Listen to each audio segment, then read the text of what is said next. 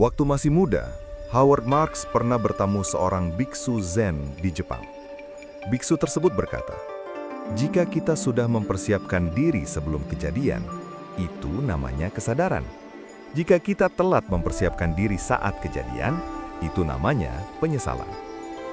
Kekayaan Howard sekarang setara dengan 33 triliun rupiah. Jadi, begini ceritanya. Chapter 9. Awareness of the Pendulum. Bayangkan sebuah pendulum raksasa yang menggantung di tengah kantor pasar modal. Pendulum ini tidak pernah berhenti bergerak. Pendulum ini mewakili emosi dan perilaku para investor yang selalu berubah.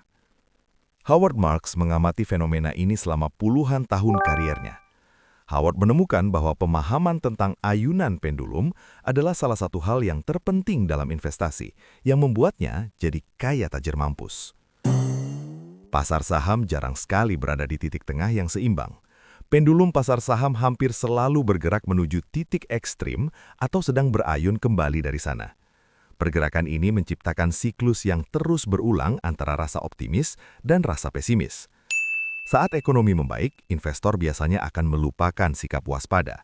Mereka akan rebutan membeli aset yang harganya sudah mahal. Sebaliknya, saat krisis melanda, investor kehilangan keberanian untuk mengambil resiko. Mereka beramai-ramai menjual cepat aset mereka dengan harga murah.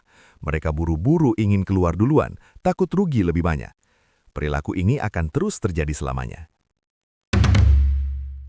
Dunia investasi digerakkan oleh dua kutub emosi utama. Kutub pertama adalah rasa serakah. Kutub kedua adalah rasa takut. Howard Marks menjelaskan bahwa kedua emosi ini mempengaruhi cara investor melihat resiko.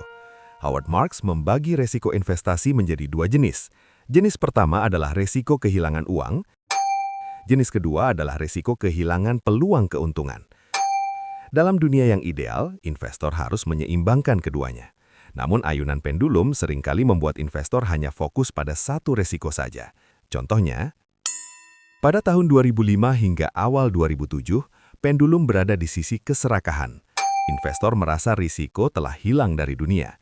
Mereka cuma fokus pada satu risiko saja. Di otaknya, mereka cuma takut kehilangan peluang untuk menjadi kaya. Mereka FOMO. Karena merasa aman, mereka tidak lagi meminta harga beli yang rendah atau perlindungan investasi. Mereka berperilaku sangat agresif karena terlalu percaya diri bahwa dunia akan selalu baik-baik saja. Lalu, situasi berubah total pada akhir 2007. Pendulum berayun dengan cepat ke arah ketakutan. Investor tidak lagi peduli pada peluang keuntungan, bukan lagi FOMO. Sekarang, mereka cuma takut kehilangan uang mereka. Mereka menjual cepat semua aset yang punya resiko, walaupun resikonya kecil. Mereka lebih memilih menempatkan uang di tempat yang paling aman meskipun tidak memberikan hasil. Pergerakan pasar bull market dan bear market memiliki tahapan-tahapan yang jelas. Howard Marks menceritakan 3 tahap bull market. Tahap pertama dimulai ketika segelintir orang yang berpikiran maju mulai percaya bahwa situasi akan membaik.